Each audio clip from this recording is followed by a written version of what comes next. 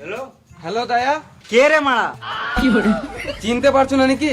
না আমি CID officer ACP বলছি। জিসিপি? জিসিপি না, আমি এসিপি পাদুরমান বলছি।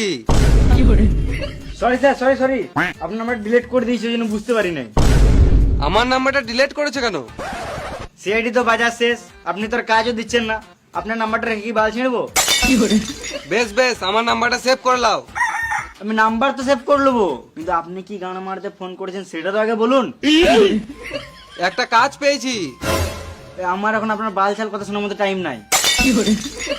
আমি তোমাকে ফোন করেছি, তা মানে কিছু বুঝতে পারলে দায়া? হ্যাঁ নিশ্চয়ই, ঘরে কোনো কাজ নেই, আমাকে ফোন করে গান চলেছেন। খেপা চুদা, একটা কাজ পেয়েছি, তাড়াতাড়ি এসো। কাজ পেয়েছেন? চললাম।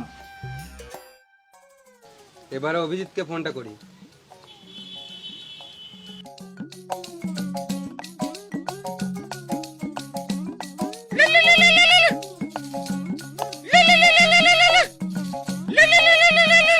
হ্যালো হ্যাঁ স্যার বলুন। স্যার, ও সরি স্যার, সারাদিন ছাগল গরু চড়ে চড়ে শুধু মাথায় ছাগল গরুই ঘুরছে। কাজ পেয়েছি, তাড়াতাড়ি এসো। আমার কাছে কাজের কোনো অভাব নাই, আপনি ছাগল গরু চড়াবেন তো আসুন।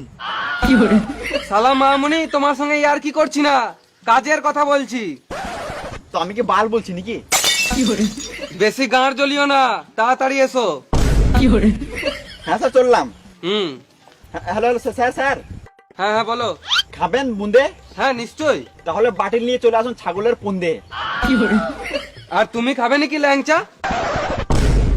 হ্যাঁ বললে তো হবে না, ঘুরি আমাকে চেটে দেবে। খাবে নাকি? না। তাহলে গাঁড়ে গুঞ্জে লাও গামছা। আমি চললাম স্যার, আসছি। দায়া অভিজিৎকে কখন কল করেছি, এখনো এলো না। আজকে মনে হয় কেসটা আর হ্যান্ডেল মারা হবে না।